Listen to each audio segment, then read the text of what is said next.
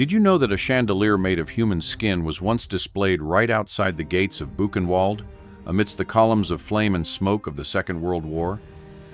More than 100 Nazi concentration camps became symbols of inhuman atrocity, forced labor, gas chambers of death, barbaric medical experiments. All of these were only the surface. Behind the iron bars, SS jailers created horrific games, boxing matches between emaciated prisoners, orchestral performances, masking the screams of anguish, and even sexual parties where human beings were degraded into slaves of carnal pleasure. In this video, we will expose the darkest forms of entertainment to gain deeper insight into the merciless nature of the genocidal regime. Don't forget to click subscribe and ring the notification bell to continue uncovering the untold shadows of history between 1933 and 1945. More than 100 Nazi concentration camps sprang up across Europe, becoming symbols of atrocity and suffering. The cold, concrete blocks and imposing iron bars, surrounded by desolate land, concealed boundless cruelty, forced labor, savage torture, scientifically organized killings, and unending physical and psychological agony. All of this stood as the greatest crime humanity could inflict upon itself. Yet behind that horrifying facade lurked a darker reality, driven by a core faction of the SS. They did not merely satisfy their homicidal impulses, but sought perverse pleasure in humiliating and trampling on other human beings. Behind those barbed wire fences, as the sun sank behind the watchtowers, SS officers began their brutal games. They staged boxing matches between emaciated prisoners in enclosed courtyards, where the victor was simply the one still able to survive until the next day. Next came the so-called entertainment football matches, the tattered ball rolling over scorched grass, as two teams comprised of starved men were forced to run for the amusement of black uniformed guards applauding from makeshift stands. Every cruel smile, every cold cheer at the brink of life and death caused many prisoners to collapse mid-match while their families looked on. Witnessing a blood-soaked spectacle of violence, these contests were no longer about sport. They were a stark testament to the oppressor's instinct for domination and bloodlust. Historical context shaped the camp's purpose. The Nazi regime turned these sites into purification ovens for anyone deemed a threat from political dissidents, homosexuals, Jews, and Sinti Roma. To other religious and ethnic minorities, they justified the destruction of identity and breaking of spirit as the only way to rehabilitate those with deviant beliefs. This nightmare was underscored by the slogan, "Arbeit macht frei," work will set you free, displayed at each gate a cruel irony for victims entering their own personal hell. However, that stated goal of re-education swiftly warped into a system of dehumanization and the material for the most depraved amusements, turning prisoners into playthings for SS personnel. They organized orchestral concerts by emaciated inmate musicians, forcing them to perform symphonies to drown out the screams from the torture chambers. After those shrill Wagnerian arias rang out, camp commanders and their cohorts would sit sipping strong liquor, joking about the artistry of violence. Moreover, children and pregnant women were exploited for entertainment experiments. Many children were forced into cat and mouse games as SS guards fired shots overhead to make them flee in terror. Pregnant women endured merciless medical tests, merely to gauge how much they could endure. All of this painted a grim picture in which the desire for domination turned human beings into laboratory subjects, and cruelty became a humiliating form of gratification. Yet this is only the tip of the iceberg. Beneath the back-breaking labor and the icy gas chambers, Countless darker secrets await exposure. The moment prisoners set foot beyond the camp gates, they were stripped of every shred of identity, names erased, personal belongings seized, and with them, any vestige of humanity. In the ruthless calculus of the SS, each individual became a mere numeral, a laboratory subject for every conceivable form of torture. The absolute power of life and death rested in the hands of those clad in black uniformed soldiers of the Schutzstaffel, whose brutality knew no bounds, showing no mercy even to the elderly or to children. Young boys and girls, some barely past infancy, were forced into grotesque medical experiments, their screams and tears reduced to a source of grim amusement for their tormentors. These victims were not only targets for gunshots or beatings, they were coerced into performing in horrific spectacles. Pregnant women, the infirm, and the disabled, anyone spared. Immediate execution were paraded before the SS as though part of a macabre theater. Many expectant mothers endured vivisection without anesthesia, their bodies cut open to determine the limits of human endurance. The sight of a hardened SS officer's eyes, void of compassion as he watched a woman writhe in agony, became an indelible image, burned into the collective memory of all who survived. Such was the perversion of science and spectacle that these unfortunates were no longer seen as human beings, but as props in an elaborate display of sadism. The opening chapters of the Marshall Memoirs video tear away the veneer of any false justification, exposing the raw cruelty behind each so-called morale-boosting activity staged for the camp guards. Boxing matches between starved prisoners, theatrical, musical performances by skeletal inmates, and taunting games at gunpoint were all defended by the SS leadership as essential for maintaining the fighting spirit of the troops. Yet beneath this propaganda lay a far darker motive: the unrestrained hunger for domination, the desire to crush the weak, both physically and spiritually. Every punch thrown, every lash of the whip, every injection administered served as irrefutable proof that these camps were a hell on earth, a place where the very essence of humanity was ruthlessly extinguished. In those early segments, the film scrutinizes the language of tyranny, how euphemisms like sanitizing the body politic or breaking the will of the enemy concealed the naked thirst for exerting absolute control. The SS commanders, hailed as paragons of discipline, manipulated this rhetoric to cloak their cruelty in the guise of necessity. Yet no excuse could hide the truth. Each act of violence was not a strategic necessity but a sadistic indulgence. The so-called enhancement of combat readiness was little more than a pretext to rationalize the systematic trampling of human dignity. As the camera lingers on the vacant expressions of survivors recounting these horrors, the narrative leaves no room for ambiguity. The evidence is laid bare: gaunt figures forced into ring corners, pregnant bellies exposed on stainless steel tables, trembling hands guided by SS officers to strike fellow captives. These moments are captured not for their historical detachment, but to confront viewers with the raw reality of an industrialized cruelty, where empathy was traded for amusement, and where human life held no more value than entertainment. Thus, those initial scenes serve as a blistering indictment of the genocidal regime, a regime that weaponized its victims, turning them into instruments of its own depravity. In exposing these atrocities, the Marshall Memoirs challenge us to recognize the depths to which humanity can sink when ideology is unmoored from morality.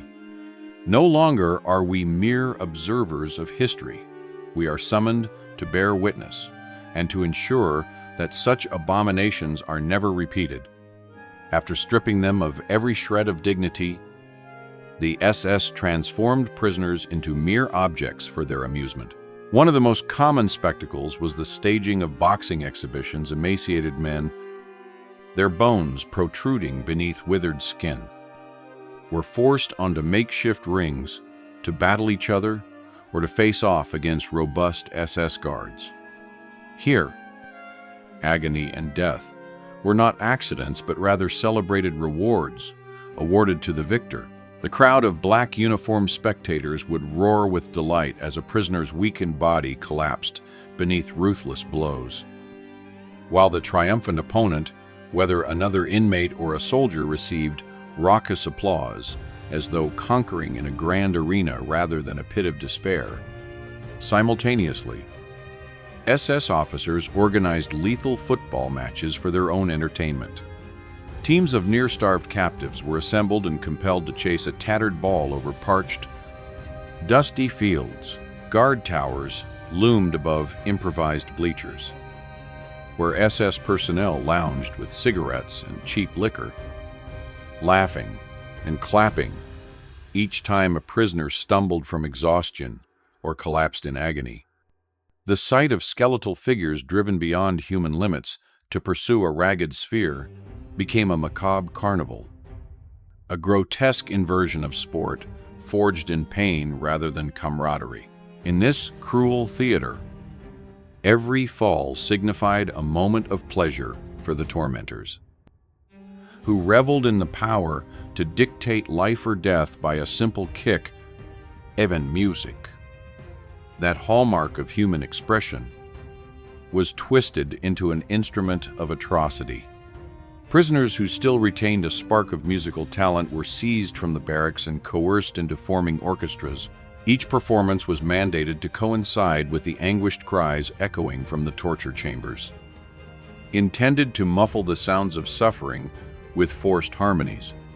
Concentration, Tudkamp symphonies, played on battered instruments, resonated through the caustic air as if to declare that beauty itself could be weaponized.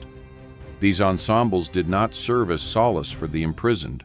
Rather, they provided a sinister soundtrack for SS officers' festivities. Camp commanders routinely held lavish gatherings in commandeered mess halls and commandeered officer quarters, where heaps of stolen rations and contraband alcohol were laid out.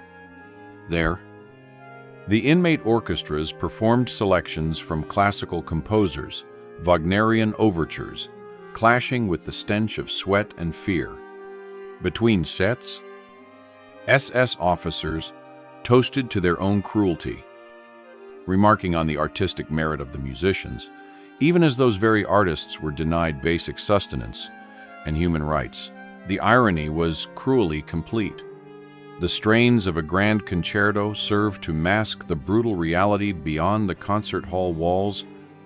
These orchestrated fictions of culture and sport served a dual purpose. They reinforced the absolute power of the SS and allowed the executioners to indulge a perverse sense of refinement by forcing prisoners into roles of entertainer.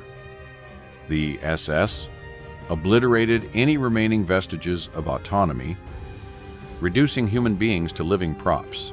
A single conductor's baton could signal the drowning out of a victim's scream, a reminder that in this world, suffering was curated for the pleasure of the powerful. Thus, the camps operated not only as centers of mass murder, but also as perverted theme parks for a regime intoxicated with its own cruelty.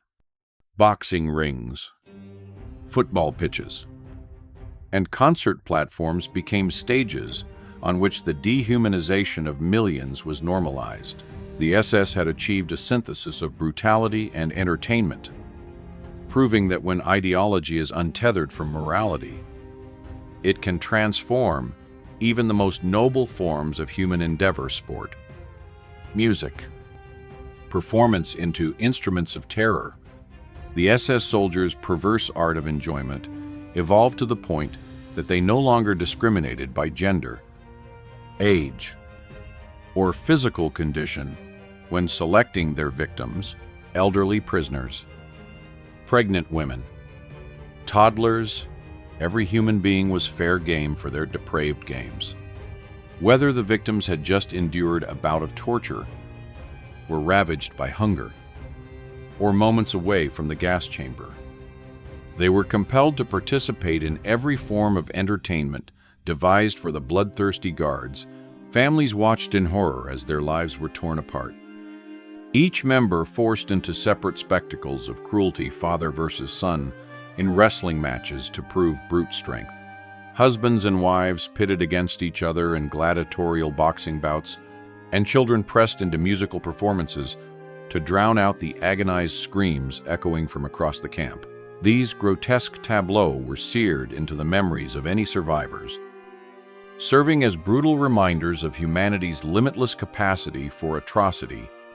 At the heart of this system stood Heinrich Himmler, architect of the so-called final solution, whose obsession with maintaining the SS's warrior ethos drove him to institutionalize these entertainments.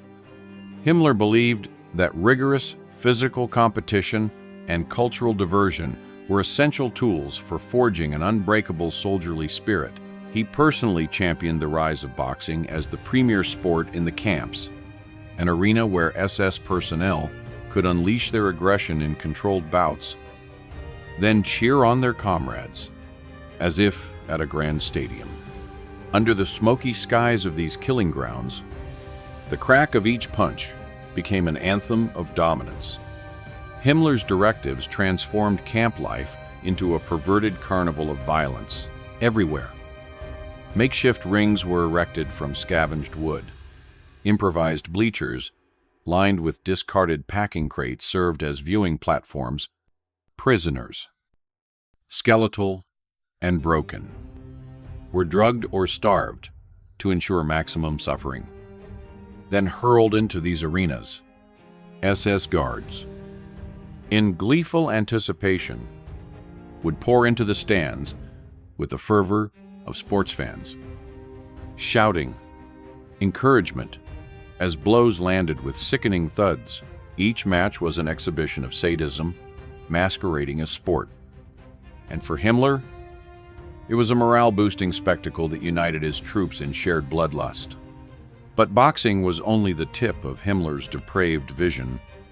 He mandated regular communal events, forced choral performances, staged theatrical reenactments, and even ritualized flag-raising ceremonies, all designed to reinforce Nazi ideology and desensitize participants to dehumanization. Music, once the sanctuary of the soul, was repurposed to underscore scenes of terror. Choirs of exhausted captives stood in formation, singing patriotic hymns while SS bands blared martial tunes. The bloody canvas of suffering served as both stage and audience in this grand theater of cruelty. By institutionalizing these diversions, Himmler forged a symbiotic relationship between sadism and camaraderie. SS officers bonded over shared experiences of orchestrating prisoner humiliations, trading tips on how to extract the most entertainment from each event. The camps became testing grounds for methods of psychological manipulation, as commanders observed how communal violence strengthened unit cohesion and numbed moral qualms. Every staged bout and orchestrated concert contributed to a warped esprit de corps, where violence was celebrated as both duty and recreation. In this sinister landscape, Himmler achieved his dark ambition, a paramilitary brotherhood bound not by honor or mercy, but by collective indulgence in atrocity. Under his command, concentration camps ceased to be mere sites of mass murder. They became the ultimate crucible for refining the SS's doctrine of terror, powered by the unholy fusion of sport, as spectacle, and unrelenting brutality. One of the most chilling examples is the fate of young Perez, world middleweight boxing champion of 1931 and a French Jew born in Tunisia, because he refused to wear the yellow star. Perez was deported to Auschwitz-Monowitz, his body, gaunt and ravaged by the journey, might have passed unnoticed had SS guards not recognized the champion beneath the rags. They seized upon his fame, depicting him as the prize attraction in their brutal circus. Perez was forced to perform private boxing exhibitions, demonstrating his past prowess to a crowd of cold-hearted onlookers.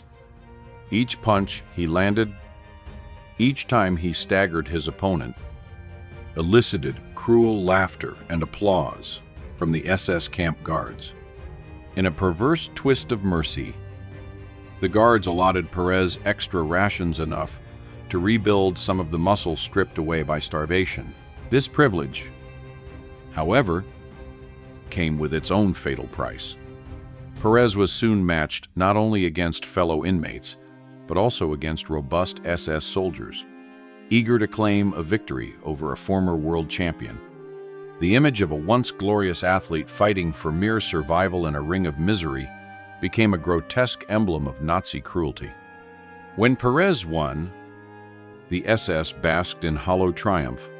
When he lost, they reveled in his agony. Perez's story was hardly unique.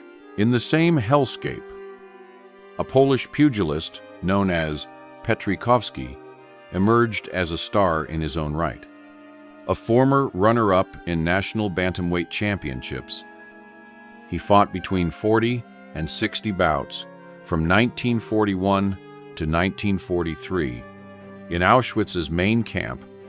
In those blood-soaked bouts, he defeated several heavyweight German soldiers and even bested his own capo, Walter Dunning.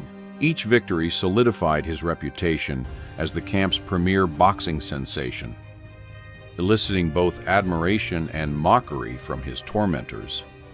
Meanwhile, at Mauthausen, Segundo Espelargas, nicknamed Pawino, earned his fearsome moniker through weekly Sunday matches against SS challengers. A Spanish Republican exile, Pawino's undefeated record made him a coveted prisoner whose life depended on his victories. He believed that each fight preserved his existence. If he fell, spectators feared the camp's morale would falter without its champion's spectacle. Yet even Pawino could not escape the relentless beat of torture and forced labor that marked each passing day. This perverse entertainment system bore the unmistakable stamp of Nazi ideology from the initial screening of inmate records to the coercion of exaggerated or falsified credentials. The SS meticulously curated its roster of fighters. The matches served as both propaganda and a violent outlet for societal aggression. The regime proclaimed the spectacles as demonstrations of Aryan superiority or proof of prisoner resilience at the whim of their captors. In reality, these forced contests were methods of control and dehumanization, channeling the SS's predatory instincts into a sanctioned arena of suffering. Boxing, once a noble sport of discipline and courage, was perverted into an instrument of terror within camp walls. Rings constructed from scavenged wood and rusty wire became stages for naked brutality, where the only sounds were the crack of leather gloves and the jeers of SS spectators. Prisoners entered as men, hoping to cling to life. They exited as broken bodies, discarded in cellars or medical wards. The pretension of sport masked the grotesque enjoyment of power and the SS's complete disregard for human dignity. Through the lives of Perez, Petrikowski, Segundo, and countless other coerced competitors, the camps were transformed into death arenas. There, the SS distilled their mission to a singular truth: human life was expendable, and violence was the ultimate form of entertainment. In these barbaric bouts, the relentless rhythms of punching and punishing revealed the depths of Nazi depravity, forging yet another testament to the horrors inflicted by a regime drunk on its own cruelty. Music within the concentration camps was perverted into melodies of hell, serving only to amplify the SS's sadistic pleasures. Adolf Hitler, a devoted admirer of Wagner, urged camp commanders to invest in cultural diversions to bolster troop morale. In 1942, the Neuengamme camp even acquired a lavish Volker 86 piano, yet both soldiers and prisoners gravitated towards simpler instruments, harmonicas and accordions. These rudimentary devices were pressed into service to drown out the anguished screams of the condemned and to provide eerie Sunday concerts behind Block 24. The infamous brothel, where SS officers debased female inmates. In January of 1941, Auschwitz established its first inmate orchestra, performing weekly for an audience of hardened guards and trembling captives. Soon after, Birkenau followed suit, creating a second ensemble. Prisoners selected for musical duty were granted extra rations and even small quantities of brandy, a sickly trade-off that bought them a fraction of the nourishment needed merely to survive. By 1943, the orchestral model had proliferated across satellite camps in the complex. Each location recruited musicians based on who still retained enough strength, sometimes a former conservatory student, other times a once respected professional. Among these forced performers, a few names rose from the ashes of atrocity as whispered legends. Coco Schumann, a German swing pioneer, was deported first to Theresienstadt and then to Auschwitz. His survival owed more to notoriety than to mercy. On the eve of his scheduled deportation to the gas chambers, he coaxed haunting harmonica strains and the mournful notes of the dove from his battered instrument. The final lullaby for hundreds of souls marching toward death. In Birkenau, a female prisoner orchestra, under the direction of Alma Rose, emerged as another grim spectacle. Though she and her ensemble received improved provisions and occasional brandy, they were forbidden to speak a single word, no matter how recklessly the SS disrupted their performance. Each symphony or aria became a director's cue, masking the staccato horror beyond the concert grounds. These melodies from hell seared themselves into the memories of survivors. The juxtaposition of transcendent music and unspeakable cruelty underscored the depths of Nazi depravity. Where once music had united humanity and compassion, here it served as a chilling testament to mechanical cruelty. The SS, armed with baton and bayonet, orchestrated each performance to heighten the psychological torture inflicted on its victims. The music did not soothe, it tormented. A cruel soundtrack to the systematic brutality unfolding behind the stage curtain of barbed wire. Under Hitler's kulturelle directives, camp orchestras evolved into critical instruments of psychological control. The SS viewed these ensembles as evidence of their own civilized superiority, a twisted irony that noble art could flourish amid industrialized murder.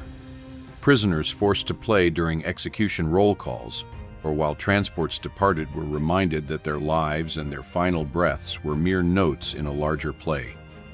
Macabre composition. When the final chords faded, the true horror re-emerged. Prisoners, drained by both forced labor and the emotional toll of their enforced performances, were marched back to their barracks or condemned to the gas chambers. The music remained, echoing off cold walls, long after the musicians themselves had been silenced. In those chilling bars of forced harmony, the SS had composed their ultimate lie, that music could civilize. Even as they committed the most barbaric acts known to humankind, not content with music alone, the SS perverted intellectual games into another form of savage amusement. They imported Fun den Hoot, a hat-stacking board game that had flourished during the Weimar era, and placed it prominently on the commandant's desk for SS guards and camp officers to gather around. Each piece resembled a miniature German helmet, and the circular board bore a central swastika pattern. The rules demanded logic and strategy. Yet the simplicity of stacking hats allowed female prisoners and young soldiers alike to join in this grotesque pastime. Chess and checkers quickly became staples of camp life. Prisoners with any hint of skill were summoned to face off against SS opponents. A Ukrainian guard who outplayed a white German officer would provoke laughter rather than admiration, his victory branded as an insult to the so-called racial hierarchy. The defeated foreign soldier was then publicly flogged to restore honor, his bloodied body serving as a cautionary spectacle. Card games followed suit. Scat decks were scattered across the wooden planks of barrack floors, the cards wedged into every crack. SS commanders even encouraged divination with tarot cards, reflecting the regime's clandestine fascination with astrology, alchemy, and Kabbalistic lore. But in this perverse arena, losing a game could cost far more than pride. A misplayed move, a misjudged strategy. Even a moment's hesitation might trigger a lash across the back. The SS reveled in the punishing aftermath. Prisoners who vomited or fainted under the strain became objects of cruel mockery, their agony a source of raucous cheer. These contests were no mere distractions. They served as a grim balance of power in which intelligence offered no guarantee of survival. Instead, luck and the SS's capricious brutality dictated one's fate. Victory in these games marked one as strong. Defeat condemned one to be treated like target practice.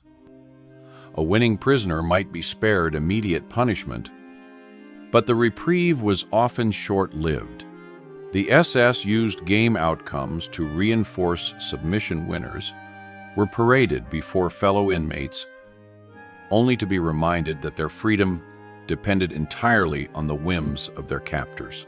Those branded losers were left with fresh wounds, both physical and psychological, their self-respect shattered under the guard's boot. In this inverted reality, the SS transformed thought itself into a weapon. Logic and skill, virtues once lauded, became liabilities, exposed at the whims of a merciless audience. The perversion of these intellectual pursuits underscored the regime's fundamental cruelty. Even the most cerebral achievements could be twisted into tools of oppression. Moreover, the camp games offered a perverse form of recruitment and social bonding among SS ranks. Guards exchanged tips on how to rig matches or manipulate rules to maximize suffering, forging an unholy camaraderie rooted in cruelty. Game nights became voluntary fraternities of greed and hatred, where each strategic discussion concealed a plan to humiliate another human being. Thus, through chess, checkers, card games, and tarot, the SS elevated depravity to an art form. The concentration camps, already sites of unspeakable horrors, became arenas where mind and body were equally vulnerable. In that world, turned upside down, the true measure of power was not intellect or skill, but the capacity to degrade another soul without remorse. There, every move on the board was a step deeper into the abyss of human cruelty. Team sports were twisted into yet another instrument of SS domination beyond boxing. Football and handball transformed campgrounds into stages for brutal displays of strength. The SS formed their own teams, pitting guards against one another, or challenging prisoner squads, and even arranging matches with nearby Luftwaffe or Wehrmacht units. Beginning in 1942, As the Nazi war machine demanded increasingly grueling labor, Heinrich Himmler decreed that prisoners be granted Sundays off to either play or watch these matches, an anguished reprieve from unrelenting toil. These contests unfolded on filthy pitches, where mud and discarded rags replaced proper turf. The ball itself was often a patchwork of torn canvas, laced together hastily with wire. Prisoner teams were assembled by nationality or occupation: carpenters, cooks, launderers, forcing entire work gangs into the bullseye of SS amusement as skeletal men chased that tattered sphere. Bouts frequently ended in collapsed players, starved and weakened, would faint mid-play, only to be dragged from the field by their limbs, their bodies a testament to the cruelty of the game. Amid this suffering, a few names emerged from the macabre rosters. Tristan Saturnino Naza, a Spanish dissident and former professional striker, found himself in this perverted arena. A champion of the Republican cause, he was deported for his politics and pressed into SS service as a footballing prodigy. Guards bestowed upon him marginally better rations for training purposes. Yet these calories were mere crumbs compared to his former glory.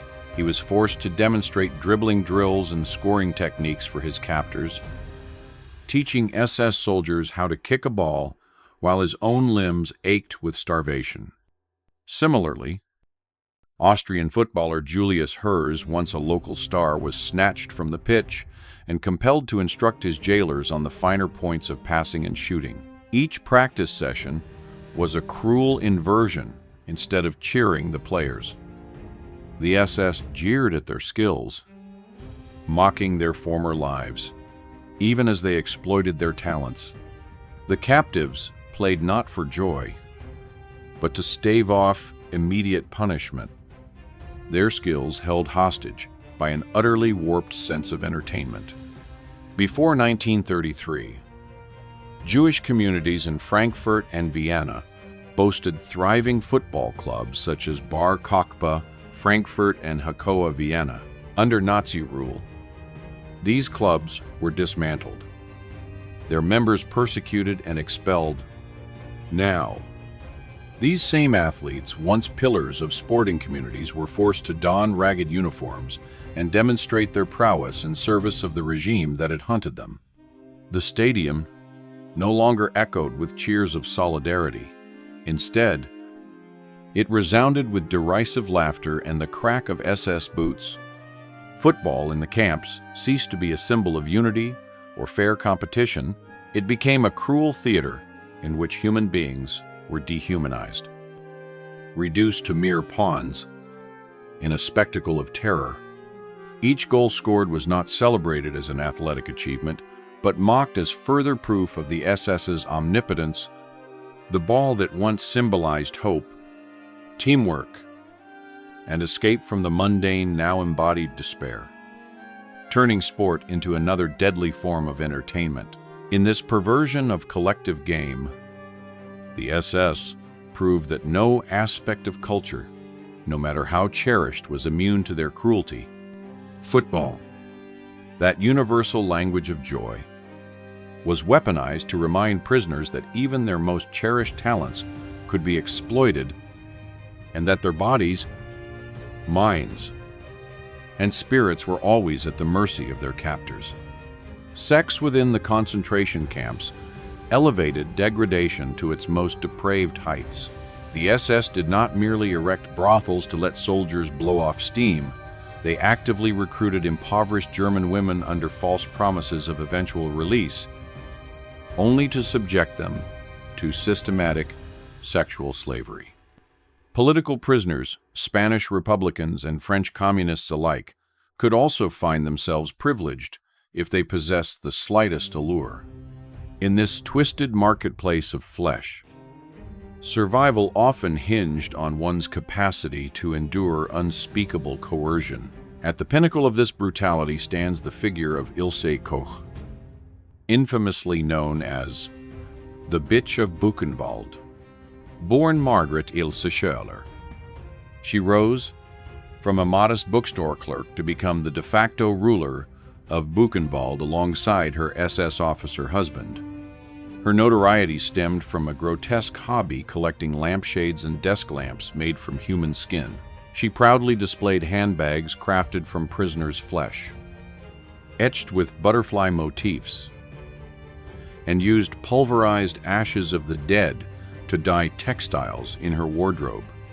Her mirrored orgy chamber served as a stage for group sexual tortures, where female inmates were forced into tableaus of abuse purely for the amusement of SS officers. The Koch residence, perched ominously near the camp's perimeter, became a hall of horrors. Horses were stabled in lavish stalls so doctors could perform painful grooming experiments.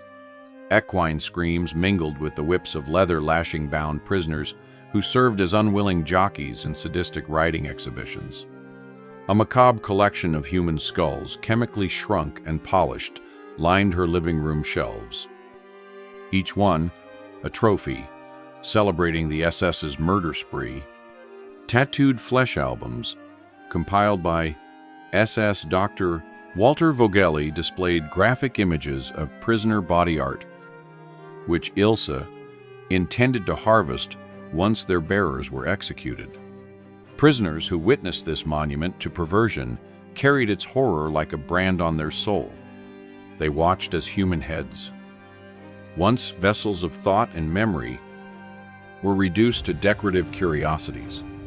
They saw living women paraded before a coterie of sadists, their bodies valued only as objects of spectacle. The mirrored walls of the orgy room reflected not beauty, but the searing truth of human humiliation.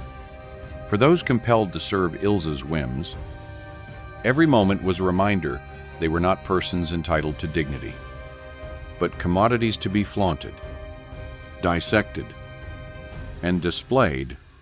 This rampant sexual corruption was no sideshow.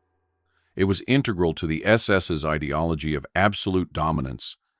By commodifying bodies, the regime aimed to demonstrate that no aspect of human existence lay beyond its control, comfort or humiliation, life or death, pleasure or pain. Every element was calibrated to assert total authority. In Ilse Koch's court of grotesque curiosities, the SS elevated sexual violence into an instrument of psychological conquest, weaponizing desire into another method of annihilation. Thus, the camps became theaters of abominable lust, where the line between victim and plaything was erased. In those grim brothels, in the mirrored dens of the Koch villa, human beings endured degradation so profound that their suffering transcended even the brutality of forced labor and execution. Sexual depravity became the ultimate proof of the SS's mastery over life itself, and the darkest testament to how far humanity can fall when evil is granted unchecked power. Not even the youngest were spared the SS's infernal cruelty. Children, those most innocent and vulnerable, became prime targets for experiments and sadistic games. Many SS officers took a perverse delight in subjecting boys and girls to beatings, starvation, and forced labor before they had even reached adolescence. Those deemed suitable were shoved into makeshift medical laboratories, while the rest endured a daily existence marked by terror and deprivation, far beyond that of any adult prisoner. Chief among these fiends was Dr. Eliby OET, Josef Mengele, the infamous Angel of Death, presiding over Auschwitz's twisted wing of human experimentation, driven by an obsession to unlock the secret of twins. Mengele believed that discovering their genetic mystery would accelerate Aryan birth rates across conquered Europe. He selected Eva and Miriam Moses, 14-year-old Jewish twins, as his prized subjects, bound at the arms to constrict blood flow. They felt the searing sting of chemical injections fired into their eyes and limbs. Each time the sisters regained consciousness, they were met with fresh agony, their sobs echoing in sterile corridors, while Mengele whistled Wagnerian tunes. Gloating over human suffering turned routine. Mengele's depravity extended beyond anatomical curiosity. He championed the establishment of brothels within camp confines, propagating group sexual encounters as a perverse means to boost Aryan reproduction. German women, oftentimes lured with false promises of leniency, were corralled into these houses of forced servitude for months on end. Meanwhile, most prisoners were strictly forbidden entry, reinforcing the segregation of oppressor and oppressed even in the realm of abuse. A select few privileged inmates, skilled craftsmen, renowned athletes were granted access as a twisted incentive for productivity. Their bodies manipulated as bargaining chips in a grotesque economy of suffering. Through these and countless other horrors, the camps transcended the role of mere prisons or death factories. They became wild playgrounds for men and women who had surrendered their humanity in exchange for petty power. Children's laughter was replaced by their screams, youthful hope with the cold machinery of torment. The N4ZIS wagons that once carried German families to seaside holidays were now ghost ships, ferrying the next generation of victims into the maw of scientific sadism. This horrific tableau stands as a searing indictment of absolute power unbound by conscience. When cruelty and authority collide, the result is nothing short of the obliteration of human dignity. In the SS's world, freedom was extinguished and identity shattered, replaced by a hollow shell of decrees, experiments, and exhibitions of torment. The unforgettable sight of a child reduced to a lab specimen or a playground absorbed in forced sexual degradation underscores the regime's singular truth that in their perverse vision of utopia, life and innocence were mere commodities to be transacted on the SS's platform of terror. The Nazi doctrine of sexuality placed the ostensible goal of reproducing the Aryan race above all else, asserting that any traditional barriers of marriage and family only slowed the surge of births. Publicly, the Third Reich denounced homosexuality and extolled the sanctity of the family unit. Yet in practice, it sanctioned premarital relations, underage liaisons, and group sex encounters to accelerate demographic growth.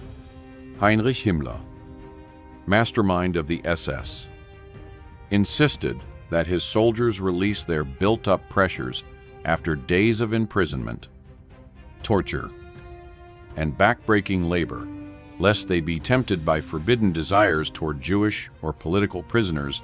Accordingly, rudimentary brothels were authorized in multiple camps.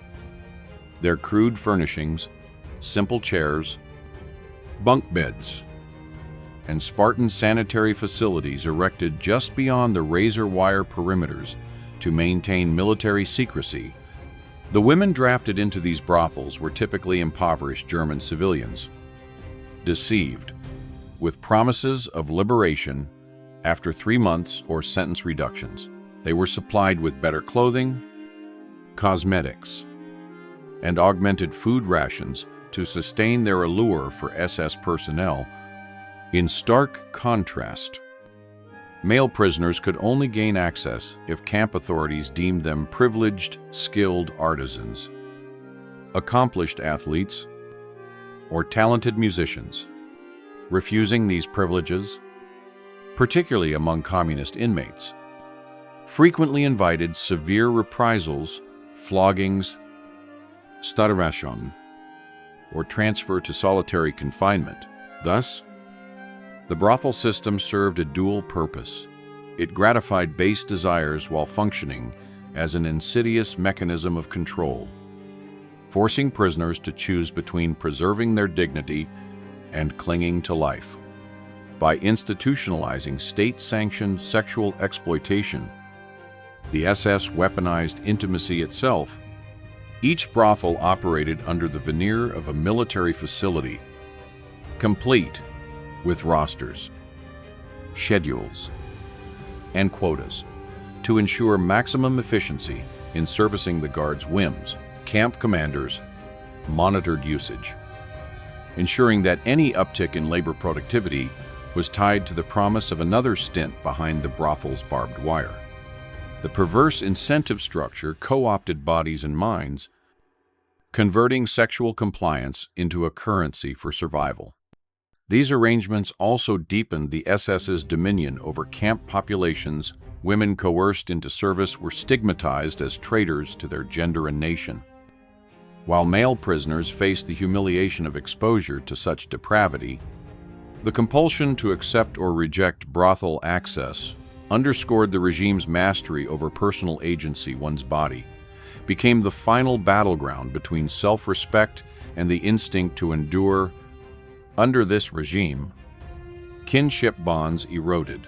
Families torn apart by arrest and deportation found that their members, if lucky enough to avoid immediate extermination, were funneled into parallel systems of abuse. Women to serve as brothel comfort, men to build weapons or construct roads. The promise of preferential treatment fractured solidarity, sowing distrust among inmates who vied desperately for limited reprieves from suffering. In the end, the SS's brothels epitomized the regime's doctrine. Nothing was off limits in its quest for control. By commodifying sex, the Nazis demonstrated that the lust for power extended into the most intimate recesses of the human body. These mockeries of intimacy left a legacy far more wrenching than any description of physical torture they revealed, that under totalitarian rule, even the sanctity of one's own body could be turned into a weapon of subjugation. Tenacious, calculating, and merciless, the SS transformed brothels into crucibles of humiliation. Cementing its dominion through the horrifying choice, it forced upon its victims dignity or survival. At Mauthausen, the SS brothel was shamelessly installed in a corrugated roof building adjacent to the supply warehouse. Under the direct supervision of Commandant N4ZIS, roughly 35 German and Eastern European women, mostly older and widowed, were coerced into contracts stipulating service until the war's end. They worked in rotating 3-day shifts, enduring verbal abuse and physical beatings should they fail to perform satisfactorily. The VIP clientele consisted of SS officers of field grade and junior ranks, flanked by young enlisted men granted privileged tickets for guaranteed access. Meanwhile, Jewish, Roma, and political prisoners were strictly forbidden entry. Any attempt to infiltrate the brothel earned an immediate death sentence.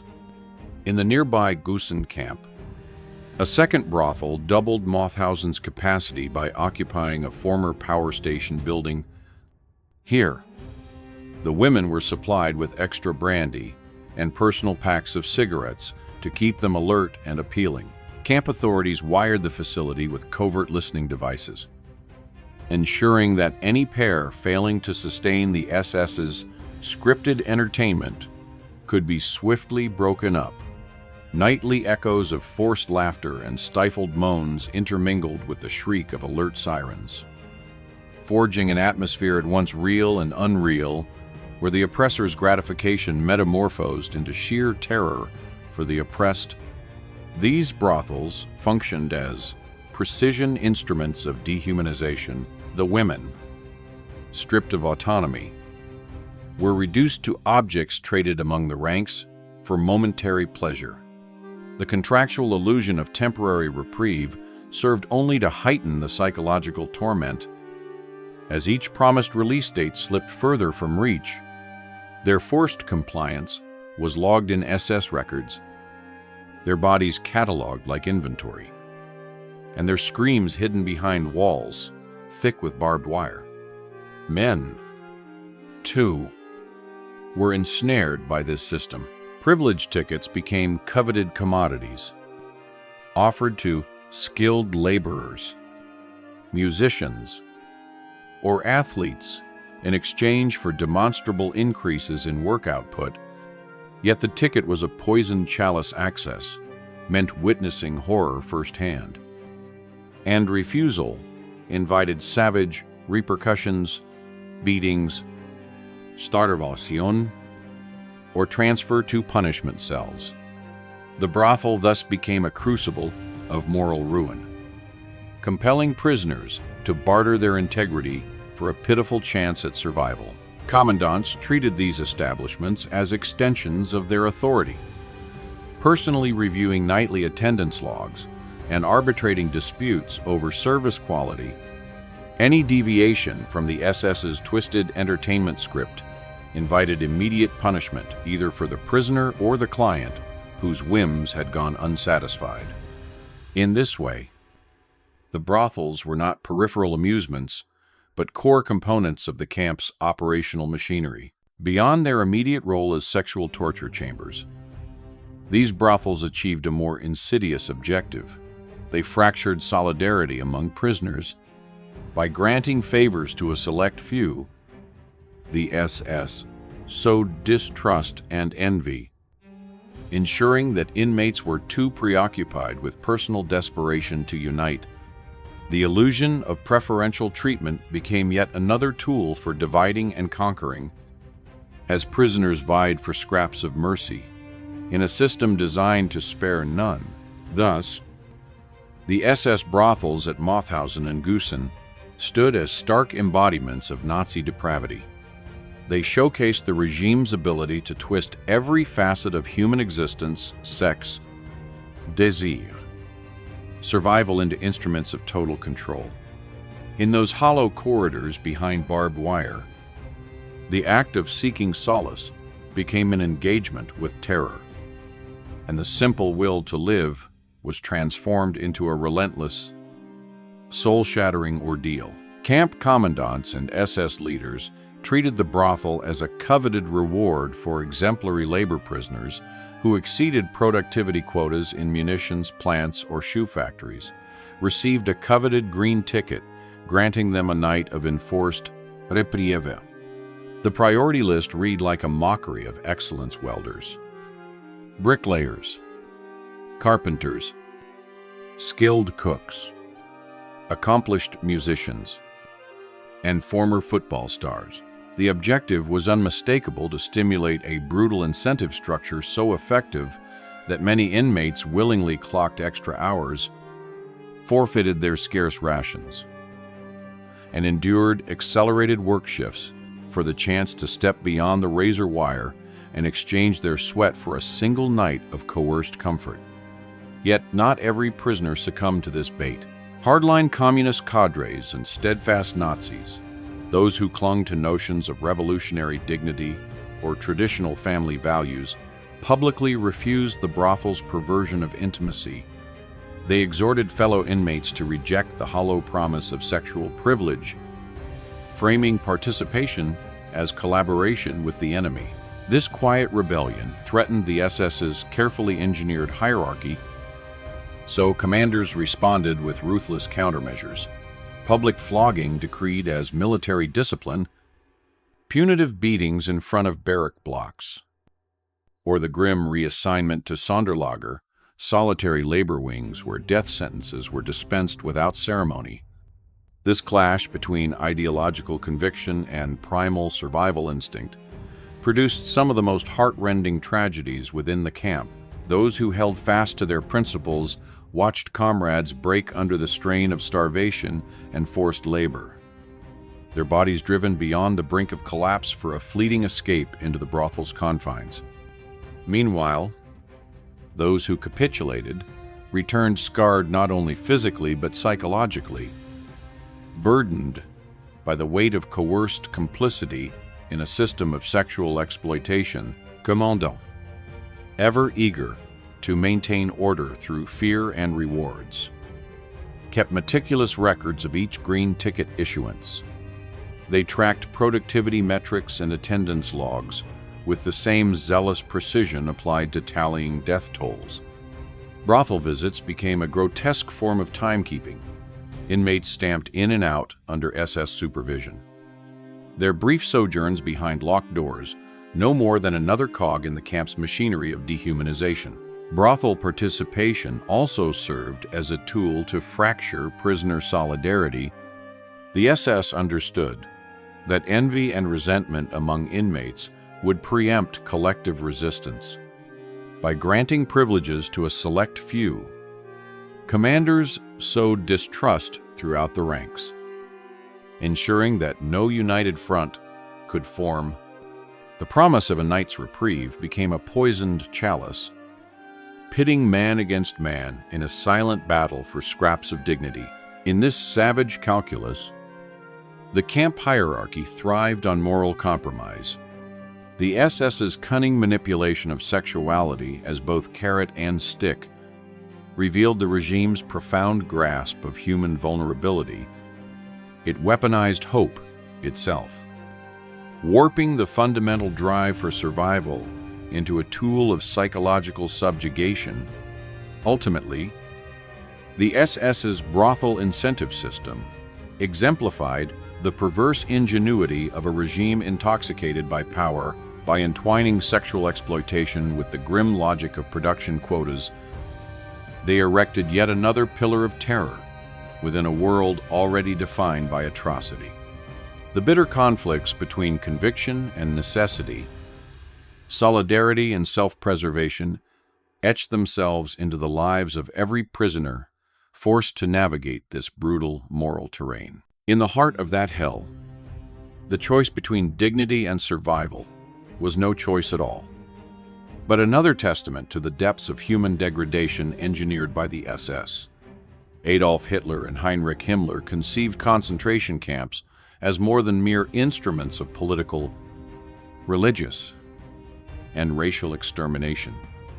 They were also engines of forced economic production, slave labor, churning out artillery shells and assembling aircraft components. Yet, this industrialized cruelty was only half the design. Parallel to the factories of death, the SS transformed camps into grotesque theme parks for its cadres, seamlessly integrating boxing rings, football pitches, card tables, orchestral platforms, and brothels into a single, monstrous complex. These sites blended economic efficiency with savage pleasure. Each cheer from the bleachers, every triumphant SS grin, underscored the unassailable dominance of the oppressor. Beyond the notorious exploits of Ilse Koch, with her human skin chandeliers and miniature skull trophies, other camp commanders similarly exploited victims' remains. Bones were polished into ornamental fixtures, strips of prisoner skin varnished into grotesque veneers for furniture. Even human ash was collected to create macabre paint and textile dyes. These perverse decorations adorned officers' villas, turning former victims into art objects that declared where brutality becomes art and sadistic ecstasy is worshipped as ritual. Humanity itself vanishes. Viewed through this lens, each concentration camp functioned not only as a death factory, but also as a theater of entertainment and a monster workshop for the Nazi apparatus. Here, the production quotas of munitions, plants, and aircraft hangars were met alongside staged spectacles of humiliation. A prisoner might be marched straight from an assembly line grease and metal dust, still caked to their skin, into a boxing ring where SS officers cheered as blows landed on hollowed-out torsos. The same hands that tightened bolts on bombers would later tighten knuckles on a prisoner's jaw. Celebrating both technical skill and brutal force. On the football fields, skeletal men dribbled patched-up balls past wire fence goalposts, only to be tripped and kicked at the SS's amusement. Card games played in the barracks turned into deadly affairs. Each lost hand might culminate in a beating. As the high command wagered prisoners' very bodies on trump cards, and when the appetite for cruelty demanded more variety, orchestras of imprisoned musicians performed Wagnerian overtures, drowning out the screams from gas chambers, while officers sipped stolen liquor in cushioned seats. This fusion of industry and atrocity elevated the camps into a diabolical showcase, the brothels positioned alongside steel workshops, the orchestras echoing over assembly lines. Everything was choreographed to remind both SS and prisoner that, under National Socialism, life and death, labor and pleasure, were subjugated to the same merciless ideal. No aspect of existence remained untouched, every heartbeat. Every breath served the dual purpose of fueling the Reich's war machine and indulging its bloodlust. Thus, concentration camps transcended the conventional notion of prisons. They became showcase laboratories for mass dehumanization, where cruelty was refined into performance and human beings were recast as materials both for production quotas and for perverse diversion. In this monstrous marriage of economic exploitation and sadistic entertainment, the Nazi regime perfected its ultimate proof that unchecked power can obliterate both body and soul, leaving behind nothing but a hollow shell of civilization's worst impulses. The horrors of the Nazi concentration camps did not conclude at the grave's edge or within the confines of a gas chamber. They unfolded as grotesque performances that taunted the very essence of conscience, pain, death, and torture amplified by music, sport, games, and even entertainment sex, stripped of their right to life. Victims were still compelled to perform for their tormentors, laying bare the final frontier of human savagery and degradation. Imagine the SS guards roaring in manic delight as emaciated prisoners exchanged blows in a makeshift boxing ring, their hollow cheeks collapsing with every punch. Above the ring, a battered piano screeched out discordant chords in a feeble attempt to mask the echoing screams of agony. In the twilight gloom of Ilse Koch's quarters, the smell of burning human dermis clung to the air as her infamous lampshades flickered under the SS's leering gaze. Meanwhile, in the antiseptic cold of Auschwitz, Dr. Joseph Mengele's sharpened needle pierced the rubbery flesh of trembling children. Their tears, an unwitting accompaniment to his Wagnerian whistle, these nightmarish tableaux were more than mere atrocities. They were calculated exhibitions designed to dehumanize and terrorize on an unprecedented scale. Music was not solace. It was a weapon. Sport was not celebration. It was a spectacle of cruelty. Games were not diversions. They were instruments of domination. Even sex was reduced to a staged atrocity, a realm where victims were forced into the roles of performers and playthings. Such orchestrated brutality stands as an indelible testament to humanity's darkest capacity. It reminds us that when power is unbridled, when ideology is divorced from empathy, no boundary remains inviolate. The SS's seamless fusion of production quotas and perverse spectacle reveals how easily civilization's veneer can be stripped away, exposing the raw hunger for control that lies beneath. From the silent corpses piled in back channels to the shrill laughter echoing across barbed wire, the camp's legacy lingers. We see it in the cracked voices of survivors recounting their nightmares, and in the vacant eyes of those haunted by memories no art can capture. It is this fusion of unspeakable sorrow and mechanical brutality that demands our unwavering vigilance. To remember these atrocities is not merely to recount history, it is a moral imperative. We must keep the memory of those enforced performances alive, lest we grow complacent. Each retelling of the boxing rings drenched in filth, the orchestras of despair, the brothels of coercion, and the laboratory trials on young twins serves as a bulwark against forgetting. Survivors and descendants bear this burden of memory, charged with a sacred duty to witness, to speak, and to prevent recurrence only through collective remembrance, through the relentless defense of human dignity, and through the application of justice and compassion. Can we hold back the tide of darkness in the face of such systematic cruelty? Our response must be resolute. We will not allow the machinery of dehumanization to operate without challenge. We will stand guard over humanity's soul, ensuring that never again will the theater of terror be permitted to run its dreadful course. Through the journey that unveils the performances of hell at the Nazi concentration camps, this video not only delivers a raw and haunting glimpse into the depths of human cruelty, but also conveys a powerful message about the value of dignity and humanity.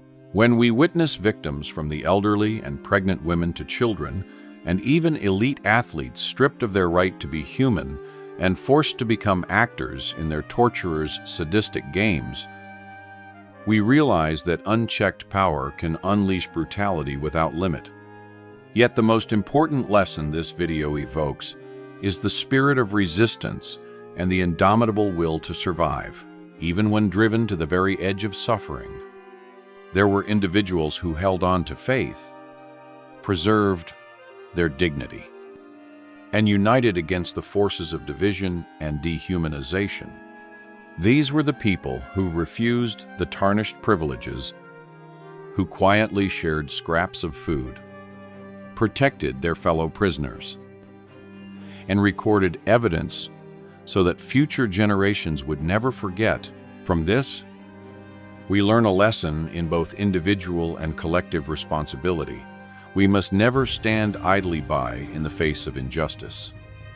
Whether it is disguised as entertainment or justified by economic efficiency, the power wielded by authority must always be subject to the scrutiny of conscience, of the rule of law, and of the community. Each of us must be vigilant against propaganda, steadfast in defending human dignity and human rights, so that the horrific mistakes of the past are never repeated. Finally, this video urges us to nurture compassion and empathy for the victims of all forms of oppression as we remember the inhumane experiments, the deadly sports spectacles, and the melodies from hell. We are reminded that love and justice are the strongest forces to dispel darkness. Let the memory of these victims become a beacon of light, guiding our future, a future in which human dignity is honored. Cruelty is condemned, and no one ever again must sing the song of suffering.